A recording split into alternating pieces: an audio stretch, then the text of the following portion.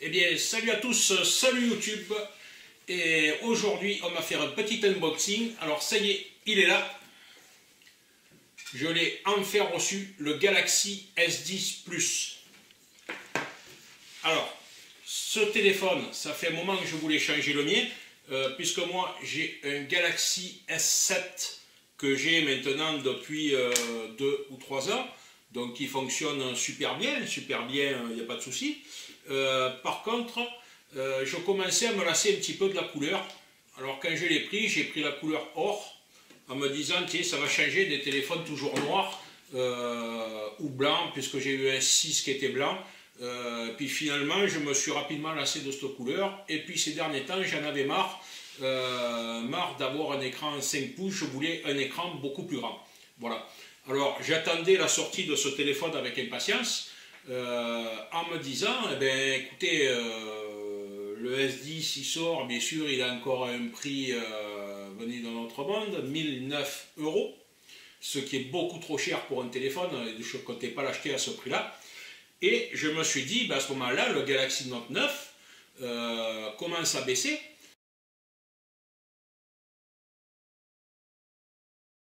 Donc, qu'est-ce que j'ai décidé de faire? Alors, je me suis posé la question un petit moment. Beaucoup d'entre vous doivent se la poser aussi aujourd'hui. Le prix du Galaxy Note 9 est très intéressant. Mais est-ce que ça vaut le coup d'acheter le téléphone de 2018 en tenant compte qu'il a le processeur Exynos 9810, alors que maintenant sur le S10 Plus, on a l'Exynos 9820? C'est la question que je me suis posée. Alors, ceux qui connaissent bien la marque Samsung, comme moi, puisque ça fait des années que j'ai des téléphones Samsung, pas parce que je les préfère ou pas parce qu'ils sont moins chers, mais souvent parce qu'ils sont plus performants que les téléphones des concurrents. Et puis, c'est une marque qui, on va dire, dans le temps, arrive à tirer l'épingle du jeu, hein, puisqu'aujourd'hui, Samsung est quasiment le plus gros fabricant de téléphones. Voilà, alors que d'autres marques n'arrivent pas à suivre. Sauf depuis peu les téléphones chinois comme Huawei. Donc, la question que je me suis posée, c'est est-ce que ça vaut le coup d'acheter le meilleur téléphone de 2018 ou d'acheter le téléphone qui, en principe, je dis bien en principe, devrait être parmi les meilleurs de 2019. J'ai bien dit parmi. Je n'ai pas affirmé que ça serait le meilleur. Alors, concernant les mises à jour, si on prend le S7, donc le S7, il a eu 2 mises à jour. Alors je parle de mise à jour au niveau d'Android, puisque là il tourne sous Android 8.0 et à mon avis Samsung ne prévoit pas de mettre Android 9 dessus. Alors Samsung s'est amélioré à ce niveau-là, puisque les téléphones et les tablettes à une certaine époque n'avaient qu'une mise à jour maximum. Et on va dire que c'était une sorte d'obsolescence programmée chez Samsung qui faisait que ben voilà, vous aviez des appareils qui n'étaient plus mis à jour, donc tu achètes le nouveau et puis c'est comme ça, sinon tu continues avec l'ancien, tant bien que mal. Voilà, ça marche quand même, mais bon, c'est pas, ça fait pas plaisir d'acheter des produits comme ça, hein, voilà. Alors aujourd'hui, Samsung a amélioré ses mises à jour, mais malgré tout, alors comme moi je prévois pas de changer de téléphone tous les 6 mois, hein, comme le font certains, je prévois celui-là, ça fait au moins 3 ans que je l'ai, peut-être un petit peu plus, je pense.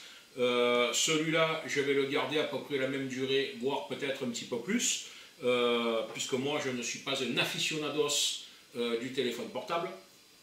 Donc c'est pour ça que j'ai fait le choix de prendre le Galaxy S10 Plus.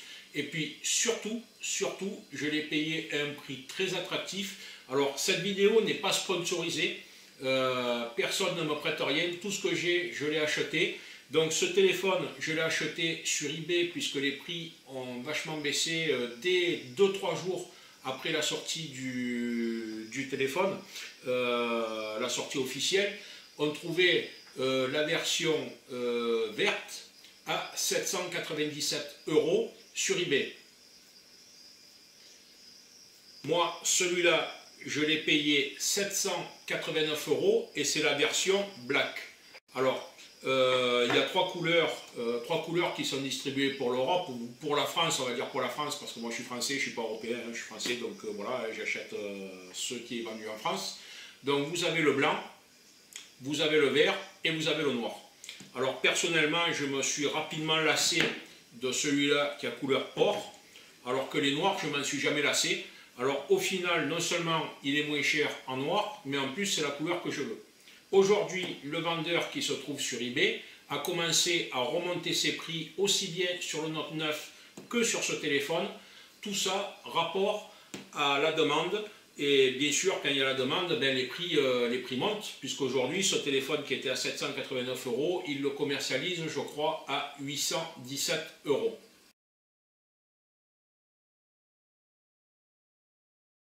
On va passer à l'unboxing de ce téléphone. Hein. On va voir ce qu'il y a dedans. Alors tout le monde le sait ce qu'il y a dedans, mais on va quand même le faire, quoi, parce que voilà.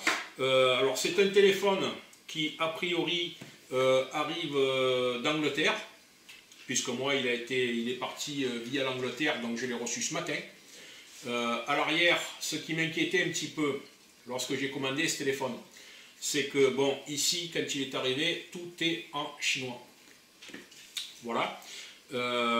Alors, mon inquiétude, c'est est-ce que ce téléphone est traduit en français? Voilà. Parce que s'il n'est pas traduit en français, on va être content du voyage. Enfin, je vais être content du voyage. Alors, comme je vois que c'est tout écrit principalement en chinois, c'est ce qui m'inquiète le plus. Alors, c'est la version SMG975F/DS. Alors, j'ai cherché un petit moment sur Internet ce que voulait dire le DS. Je n'ai rien trouvé. Sur les sites comme Darty ou Boulanger, c'est la version 975F. Souvent, ils ne mettent pas le DS. Alors, qu'est-ce qu'il y a dans la boîte? Je n'en sais rien. Maintenant, on va le vérifier pour l'unboxing. Et si tu ne veux pas passer pour un idiot quand tu ouvres la boîte et ressembler à ça... Okay, all right, we're doing the reveal. His name's Jack.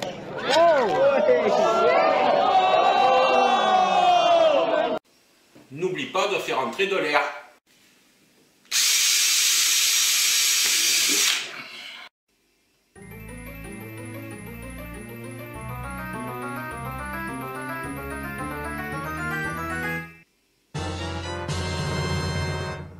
Ah non, you! Je vous ai bien eu les amis, vous pensiez tous que j'ai fait un trou dans la boîte avec le téléphone dedans. Eh oui, j'ai bien fait un trou dans la boîte, mais le téléphone n'y était pas. Je ne suis pas fou. Donc voilà, c'était la plaisanterie du jour. Maintenant, on va passer à l'unboxing de ce téléphone. Allez, c'est parti. Alors, le téléphone vient d'Angleterre. Donc, il est livré avec 7 adaptateurs. Hein? Donc, on va voir le chargeur qui est livré avec. Hop, ça s'ouvre mieux avec la prise d'air.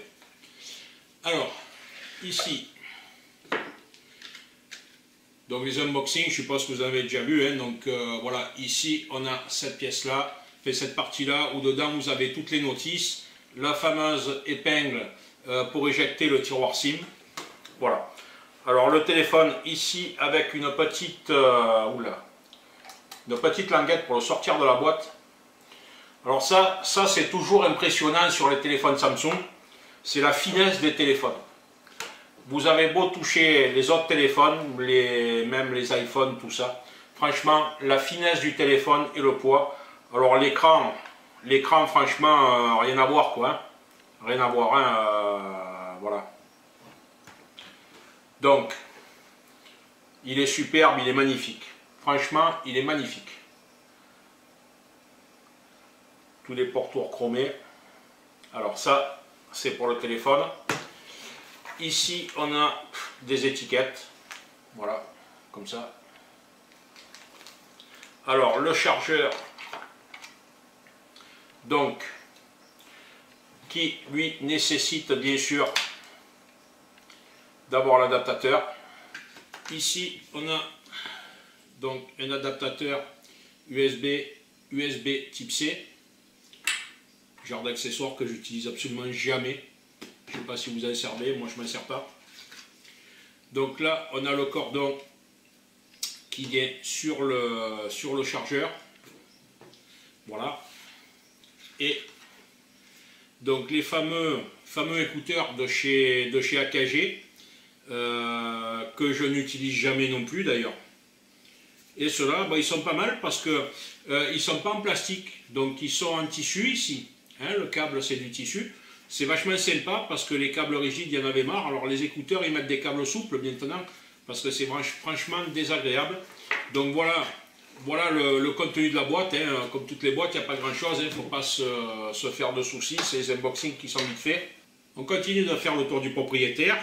Alors, ici, on enlève le film. Oh, franchement.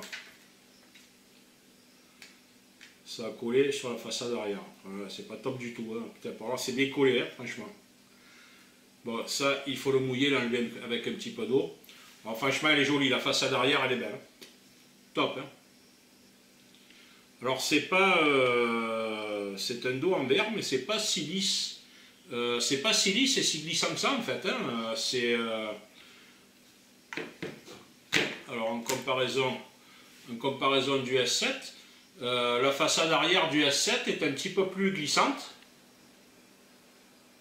Celle-là, on a l'impression qu'elle a pas une rugosité, mais une résistance. Voilà, une résistance. Alors, ce qui est bien, c'est ici la partie appareil photo qui est intégrée dans une bande qui est transversale sur l'arrière du téléphone. Pourquoi? Parce que quand on le pose, alors moi j'utilise beaucoup la calculatrice, quand on le pose et que vous avez l'appareil photo qui est décalé sur le côté, le téléphone il bouge, ça peut rapidement devenir emmerdant.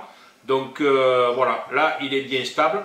Alors si vous mettez une coque, bien sûr la coque avec l'épaisseur masque cette partie-là. Maintenant pour ceux qui veulent l'utiliser nu, le téléphone il est relativement stable. Voilà. Alors ici, alors là il faut des bons ongles, bien sûr.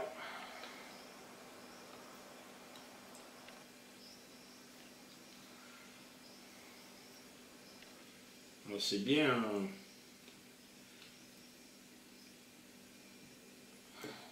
protégé, hein. Voilà. Donc là il faut enlever le petit film plastique qui se trouve ici.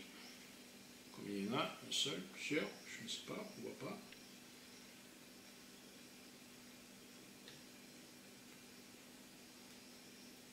Il faut trouver le bord, hein. Voilà.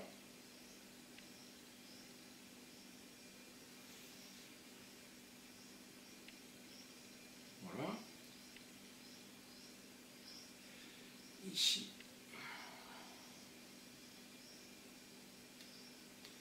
Alors, il y en a tout autour, hein. C'est un peu la galère à enlever, mais bon. C'est le prix pour que l'appareil soit bien protégé dans sa boîte et dans le transport, voilà. Donc là, tout est enlevé. Et on a encore un film ici, ici sur la vitre avant.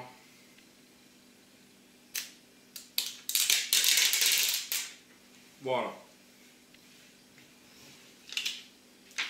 Hop, alors c'est pas de la SMR, mais presque. Alors moi, ces films-là, je les remets dans la boîte parce que le jour où je veux vendre le téléphone, je n'ai plus qu'à les remettre. Voilà, la seule différence, cette boîte, elle aura un trou, comme ça. Voilà. Alors, ici, donc on a le bouton marche arrêt. Ici, le bouton de volume. Le fameux bouton Bixby qui fait couler beaucoup d'encre. Alors, la question que je me pose, c'est si ce bouton Bixby sur le Galaxy Note 9 est programmable comme celui-là, parce que sur les vidéos et les dépallages, le bouton Bixby semble programmable, c'est-à-dire qu'aujourd'hui on peut lancer des applications avec ce bouton Bixby plutôt que de lancer uniquement l'assistant Samsung. À voir, donc je vous dirai ça plus tard. Ici on a le haut-parleur en haut, le haut-parleur qui a priori ici est, alors je sais pas, je pense qu'il est là, voilà. Alors pour moi, avoir un son stéréo, c'était primordial. Donc tout ça, on verra dans les specs du téléphone, l'intérêt du son stéréo. Alors, on a toujours, pour les aficionados, la prise jack. Alors personnellement, je ne l'utilise jamais. Hein. Moi, sur le S7, je ne m'en suis jamais servi, puisque déjà, je ne me sers pas des écouteurs. Maintenant, elle a le mérite d'y être. tous les fabricants la suppriment. Alors les téléphones sont de plus en plus chers et il y a de moins en moins de produits dessus. Samsung a au moins le mérite de conserver cette prise jack. Voilà. Ici, on a le petit trou du micro qui est là. On a un petit trou ici qui est, je ne sais pas pourquoi, mais il y a un petit trou aussi. Voilà. Bon, moi je ne suis pas un grand spécialiste des téléphones portables ni des spécifications, mais très honnêtement, hein, il est vachement agréable en main. La taille, alors moi qui ai quand même des mains assez grosses, voilà. Donc voilà, la prise en main, franchement, elle est géniale. Alors, j'ai pas eu l'occasion de comparer ce téléphone avec le Note 9, mais le fait qu'il soit borderless, c'est quand même relativement bien, je pense, parce que on a un téléphone qui est à la fois plus compact, tout en ayant un écran aussi grand. Alors, ce qui m'a également fait un petit peu hésiter, c'est que vous savez que j'ai un Mavic Pro. Utiliser ce téléphone avec le Mavic parce que l'écran est plus grand, parce que franchement avec le S7 honnêtement sur le Mavic on n'y voit rien et l'écran n'est pas assez lumineux en pleine lumière. Donc est-ce que le fait de rabattre les bords sur ce téléphone pour la télécommande du Mavic, est-ce que ça va influer sur l'écran, est-ce que ça va appuyer, est-ce que ça va générer des problèmes? Je vous dirai ça à l'usage. Voilà, donc ce téléphone est vraiment superbe, vraiment superbe, vraiment il est beau, hein. Franchement, il est beau, voilà. J'ai du mal à trouver un mot plus important. Donc on a ici les 3 capteurs photo, le flash, alors le fameux truc pour le truc cardiaque, quoi. Alors au début je m'en suis servi sur le S7, c'est rigolo, et puis au bout d'un moment ça t'a rapidement gonflé, quoi. Bon, voilà.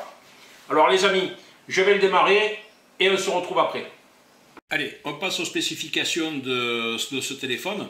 Alors, je vous ai dit tout à l'heure, je fais la mise en route et puis je reviens. Finalement, je ne suis pas revenu parce que la mise en route, pour la faire convenablement, une fois que vous avez rentré votre adresse mail, bien évidemment, il recharge toutes vos applications et tout.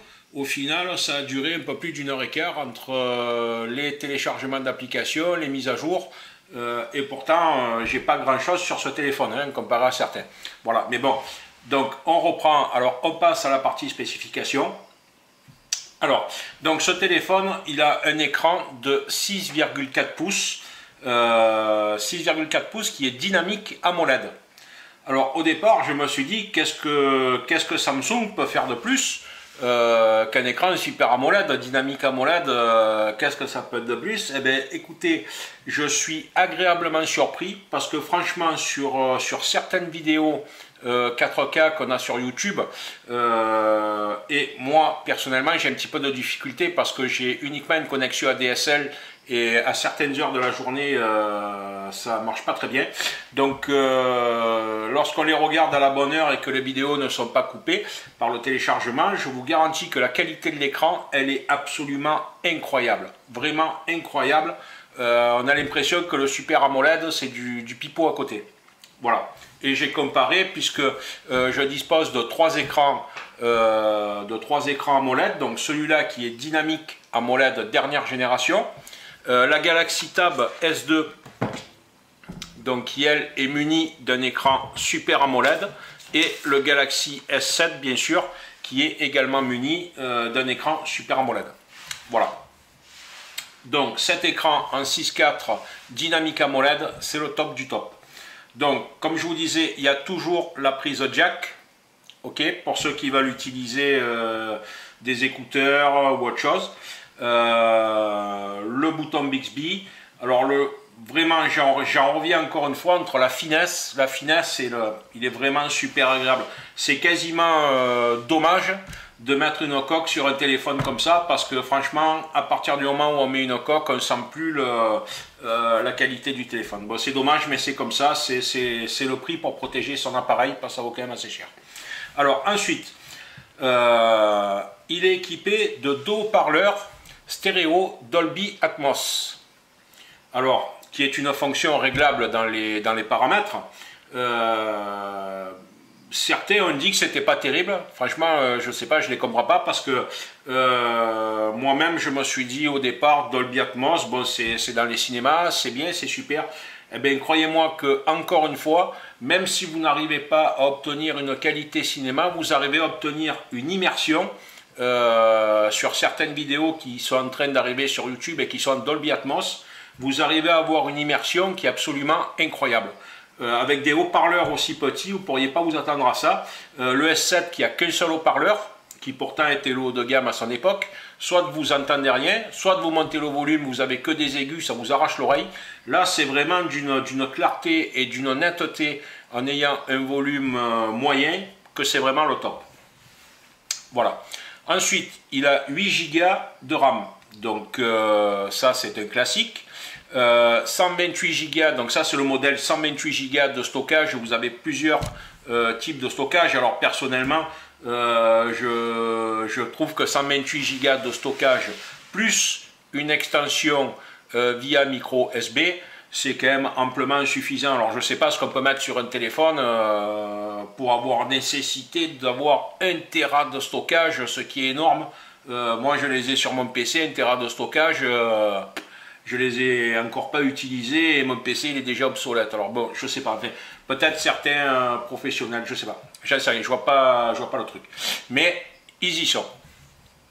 Alors ensuite, ce qui me fait hérisser les cheveux, c'est le processeur. Alors ce téléphone a l'Exynos 9820. Alors l'Exynos 9820, c'est le processeur qui est commercialisé pour la France et a priori pour l'Europe, je dirais. Alors je ne vais pas aller chercher en Europe, comme je vous l'ai déjà dit, moi je suis français, donc en France c'est le 9820. Et sur le marché américain et a priori asiatique, il dispose du Snapdragon 855. Alors, ce qui n'est quand même pas normal, parce que ce téléphone qui est vendu 1009 € en France, est vendu 999 $ aux États-Unis. Alors, on ne va pas parler de prix négociés, on va parler des prix officiels. Hein. Voilà, donc 999 $ aux États-Unis, ce qui fait à peu près dans les 780 € en France. Alors, aux États-Unis, ils disposent du Snapdragon 855 pour un appareil qui proportionnellement coûte beaucoup moins cher. Et vous verrez que sur YouTube, il y a un pagaille de tests qui fleurissent et qui vous font voir que le Snapdragon est beaucoup plus performant que l'Exynos. Alors pourquoi nous, en France, on paye plus cher et on a droit à l'Exynos alors que les Américains paient moins cher et ils ont droit au Snapdragon? Va comprendre, là-dessus, je ne suis pas vraiment d'accord avec Samsung. S'ils veulent faire la promo de leur processeur, à ce moment-là, ils n'ont qu'à mettre leur processeur sur tous les téléphones vendus dans le monde entier et non pas privilégier certains au détriment des autres. Mais bon, c'est comme ça, le pros fait quand même son boulot, il ne faut pas non plus exagérer. Voilà, mais c'est pour ouvrir une petite parenthèse. Alors si parmi vous, il y en a qui veulent à tout prix acheter ce téléphone avec le Snapdragon 855, vous pouvez l'acheter, donc je le cite encore une fois, sur le site de iGlobal Central, où vous avez les deux téléphones qui sont à la vente. Enfin, au moment où je l'ai consulté, les deux téléphones étaient à la vente. Alors celui-là avec l'Exynos et l'autre avec le Snapdragon. Alors celui avec le Snapdragon coûte environ 80 € de plus. À vous de voir. Voilà, encore une fois, je ne fais pas de publicité parce que iGlobal ne m'a rien fait cadeau. Et j'ai d'ailleurs pas acheté ce téléphone chez eux, je l'ai acheté sur eBay. Alors ensuite, il est certifié IP68. Donc, IP68 pour certains, ça signifie que, ben, ma foi, s'il pleut, c'est pas grave. Pour moi, IP68, je ne l'ai pas encore fait sur celui-là, mais je le fais régulièrement sur le S7. C'est-à-dire que quand il y a beaucoup d'empreintes de doigts, pour ceux qui suivent ma chaîne, vous voyez que je construis des voitures dans mon garage ou différentes pièces, donc j'utilise la calculatrice, l'écran à un moment peut devenir très gras. Eh bien écoutez, je le nettoie au liquide vaisselle et je le rince sous l'eau et j'ai jamais eu de soucis sur le S7. Voilà, donc celui-là est IP68. Il dispose ensuite de 3 capteurs photo. Alors franchement, au niveau du menu utilisation par rapport à le S7, ça c'est vachement simplifié. On peut passer d'un capteur à l'autre. Voilà. Donc il suffit de me naviguer ici. Et vous voyez, hop. Hop. Et là. Voilà. Il change encore une fois. Alors, tout est là. Il n'y a pas besoin d'entrer dans les options. Alors, il est d'une utilisation simplifiée, ce qui quand même est bien. Et bien pour des gens comme moi qui ne sont pas des techniciens. Il ne faut pas oublier que quand vous regardez les tutos, vous avez des mecs là, qui sont là à vous farcir le cerveau avec des focales, des focus, des machins. On ne sait même pas ce que ça veut dire, on ne sait même pas à quoi ça sert. Voilà, moi je suis un utilisateur lambda, je fais des photos avec mon téléphone, je ne fais pas des photos d'art, je fais des photos qui me sont utiles quand je mets des articles à vendre sur le Bon Coin ou autre. Donc j'ai besoin d'un appareil simple, facile, efficace et qui fait de belles photos. Voilà, après je ne me pose pas plus de questions que ça. Voilà, alors côté photo et vidéo, il marche très bien. J'ai fait quelques photos en nocturne, on va dire que c'est le point faible de ce téléphone. Alors, il a un avantage par rapport au S7, j'ai pas eu le S8 et le S9 pour comparer, c'est que par contre la LED, elle est vachement puissante. Voilà, donc si vous voulez faire des photos en nocturne, vous mettez le flash, non pas en automatique, mais en marche forcée, on va dire, et puis là, vous arriverez à sortir des photos correctes.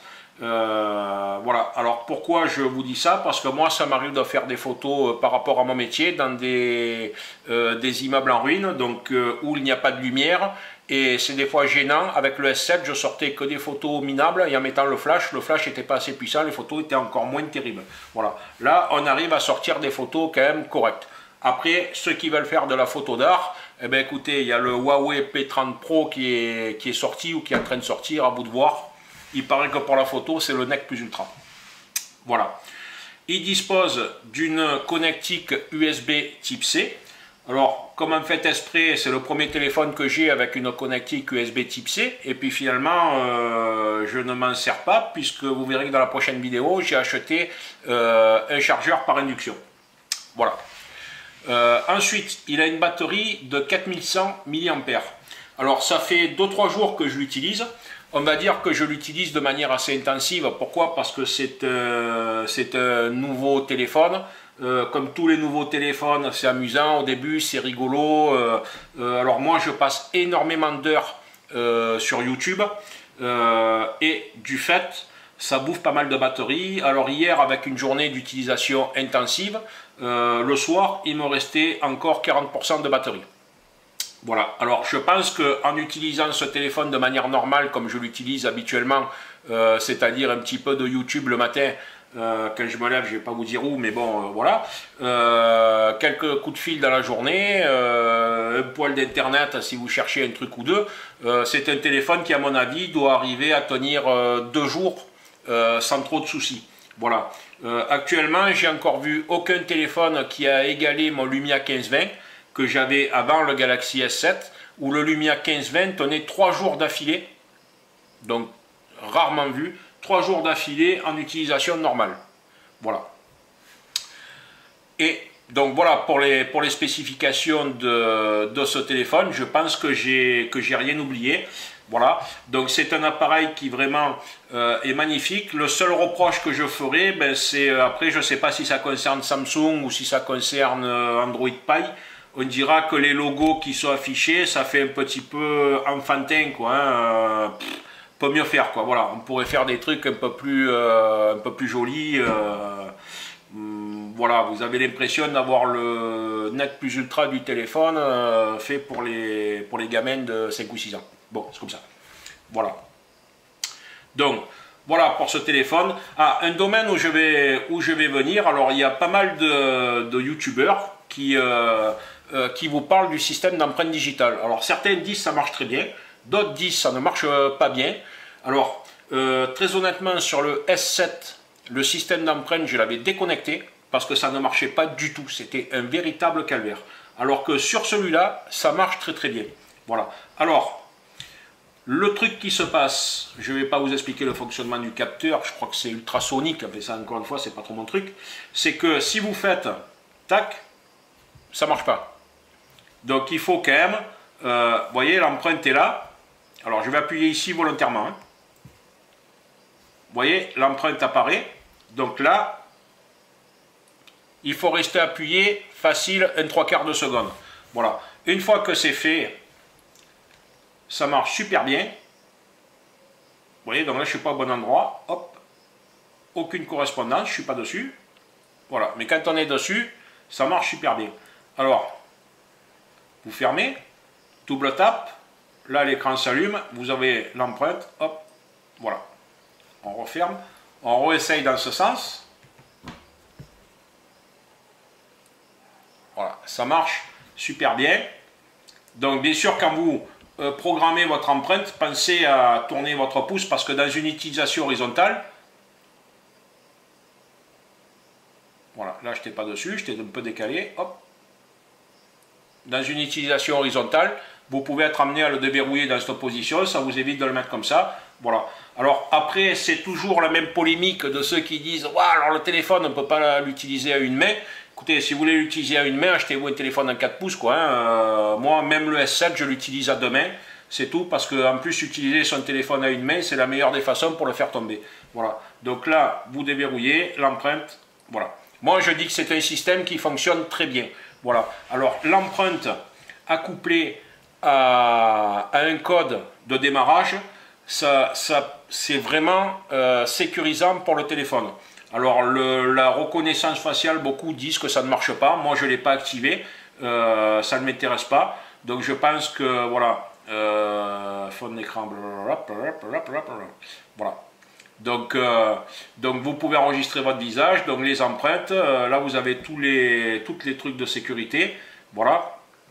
Alors les menus sont un petit peu complexes. Le seul truc que je n'ai pas trouvé sur ce téléphone, si certains d'entre vous sont capables de me le dire, c'est qu'il n'a pas de diode LED. Voilà, comme certains téléphones pour afficher des notifications. Par contre, on voit ici, autour des deux caméras qui sont là, on voit que certains, via un programme qui télécharge, activent ici une LED. Et dans les menus, on voit également qu'il y a une LED, alors je ne sais plus où c'est, qui peut être affichée, mais qui pourtant ne marche pas. Je sais pas, c'est bizarre. Alors je ne sais pas, est-ce que c'est une fonction qui n'est pas active? Est-ce qu'il y a une façon de l'activer ou je n'ai pas trouvé pourquoi? Si vous le savez, vous me le dites. Il y a ici également, moi j'ai désactivé, donc vous pouvez ouvrir un volet. Donc un volet qui vous permet d'avoir des applications que vous utilisez le plus souvent. Alors très honnêtement, vu la taille de l'écran, personnellement je suis arrivé à rentrer toutes les applications que j'utilise au quotidien.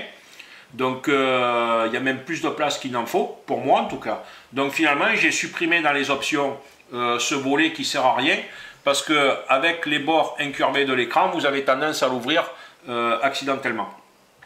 Voilà.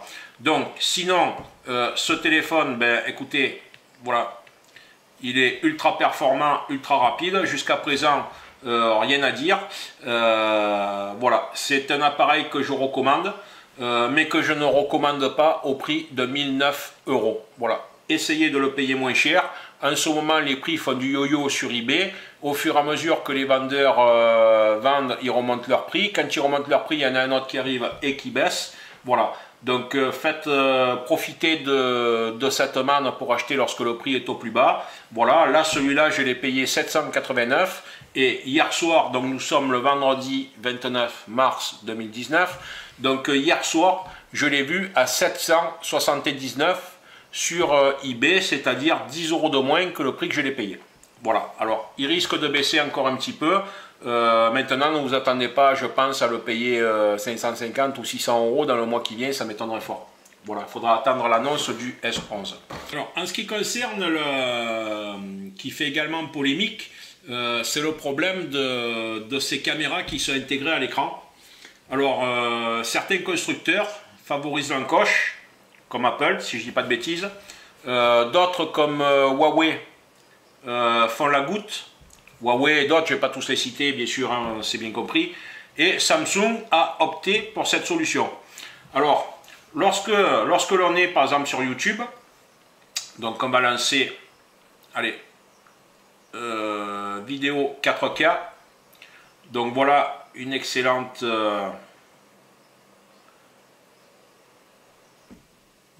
vidéo YouTube. Voilà. Donc,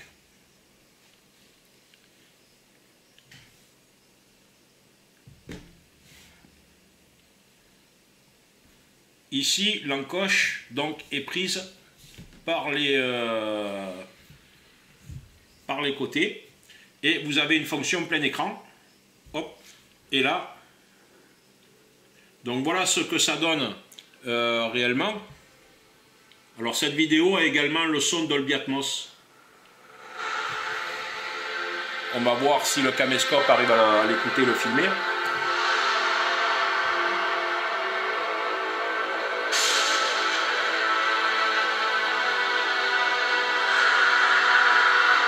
Donc voilà les caméras. Alors c'est plus ou moins gênant. On s'y habitue très rapidement, honnêtement, on s'y habitue très rapidement. Là on a vraiment un son qui est bon, je suis à fond là.